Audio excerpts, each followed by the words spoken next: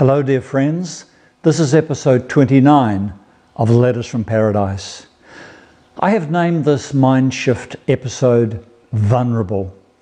What I mean by this is that I have learned that life is full of diverse possibilities, and as such, we are as susceptible or capable of being wounded by events or by evil intent as we are of being affected by that which is good and deeply loving.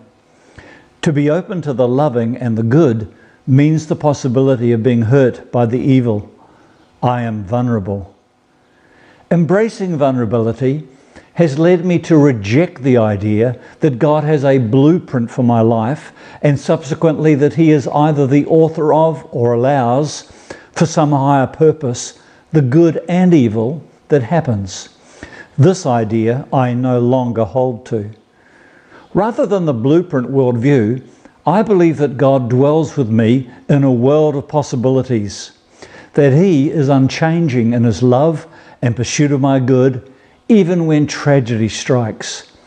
But God has purposed none such events. The Revised Standard Version of the Bible gets Romans 8:28 right when it says, "We know that in everything God works for good with those who love Him." This is a worldview in which God works with us to overcome evil with good and to advance His kingdom rule against sickness and adversity.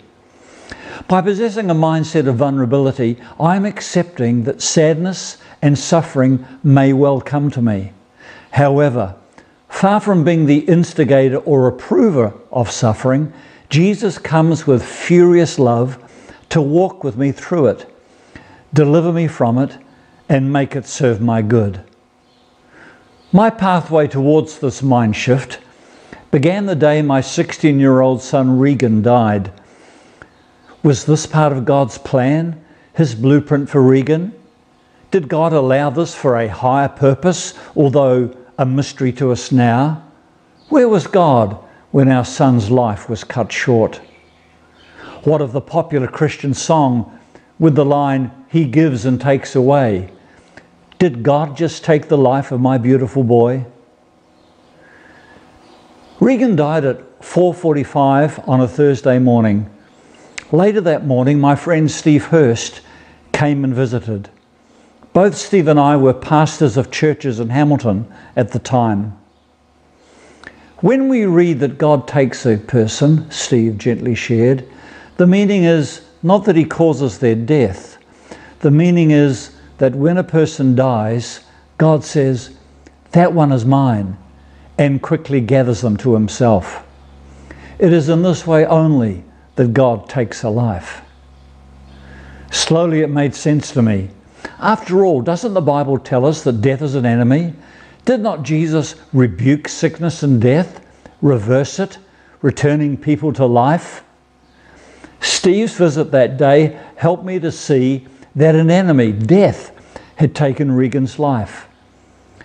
The line in that song, based on Job's faulty picture of God, is seriously misleading.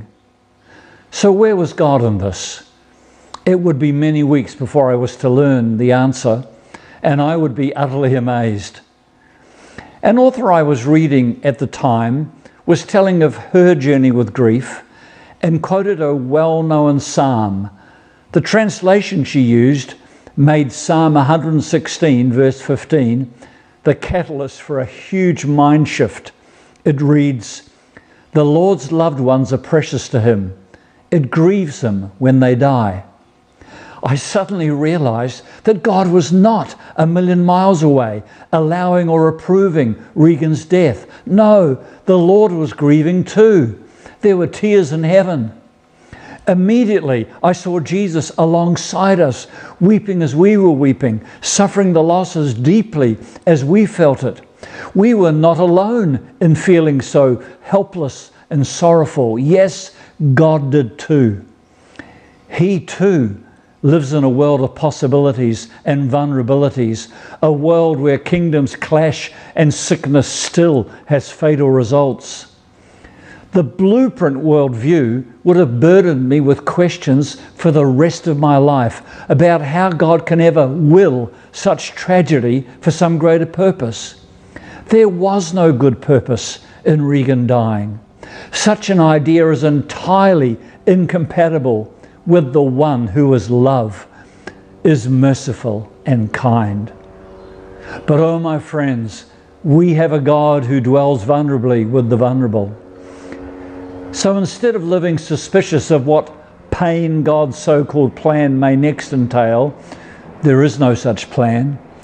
I now love him more passionately, for I have seen his tears mingle with mine, and I've seen him join me in the battle to overcome evil with good. Shalom.